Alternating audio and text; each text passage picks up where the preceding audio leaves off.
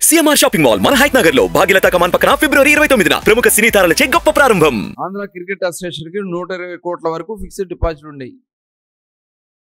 ఇవాళ బ్యాంక్ ఖాతాలో కేవలం 20 కోట్లు మాత్రమే మిగిలినాయి. ఇదంతా దోపిడీ కదా. ఇవాళ శాప్లో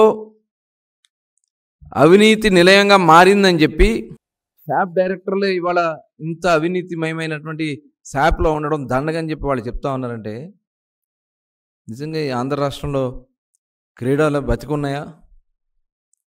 యువతకి అసలు స్పోర్ట్స్ మీద ఇంట్రెస్ట్ కలిగేలాగా చేస్తూ ఉన్నారా? ఇవాళ గతంలో స్పోర్ట్స్ కోటా కింద నిజంగా కష్టపడిన వాళ్ళకి, వాళ్ళు మెడల్స్ తెచ్చిన వాళ్ళకి ప్రోత్సహించడానికి ఉన్నటువంటి ఏదైతే స్పోర్ట్స్ కోటాని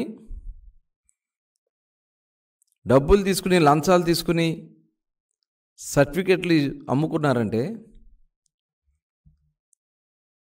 ఇది చాలా చాలా దురదృష్టకరం. అట్లాగే ఆడుదాం ఆంధ్ర అని పెట్టి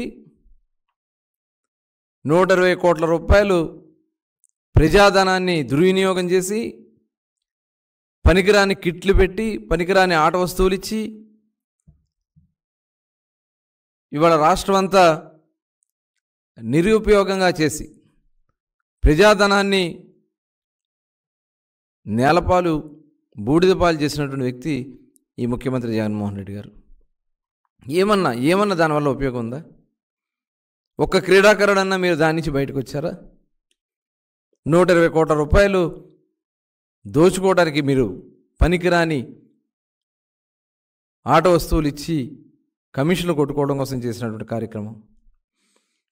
మరి గతంలో అనేక మంది క్రీడాకారుల్ని మరి ఆనాటి రాష్ట్ర ముఖ్యమంత్రి చంద్రబాబు నాయుడు గారు వాళ్ళందరినీ పిలిచి ప్రోత్సహించి వాళ్ళకి కొంత నగదు బహుమతి, కొంత భూమి కూడా ఇచ్చి ఎస్సీ ఎస్టీ వర్గాల నుంచి వచ్చినటువంటి వాళ్ళకి పవర్ లిఫ్టింగ్లో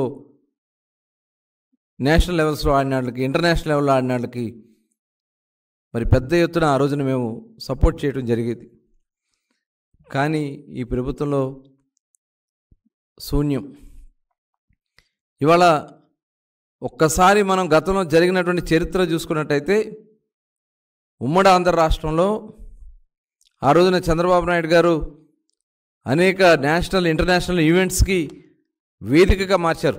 ఎల్బీ స్టేడియం కానీ, అక్కడ నిర్మాణం జరిగినటువంటి గచ్చిబౌలి స్టేడియంస్ కానీ, అక్కడ జరిగినటువంటి ఆఫ్రో ఏషియన్ గేమ్స్ కానీ, ఒలింపిక్ గేమ్స్ కానీ, ఇలాంటి అనేక క్రీడలకి మనం కేంద్రంగా చేసుకోగలిగితే ఆ రోజున జాతీయ, అంతర్జాతీయ ఫోకస్ మన రాష్ట్రం వైపు వస్తుంది.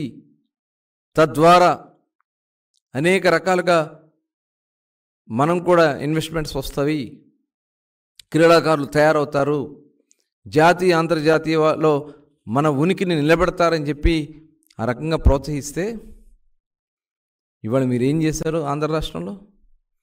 గతంలో మేము ఖేలో ఇండియా నుంచి డబ్బులు తీసుకొచ్చాం. కేంద్ర ప్రభుత్వం ఇచ్చినటువంటి ఖేలో ఇండియా డబ్బులు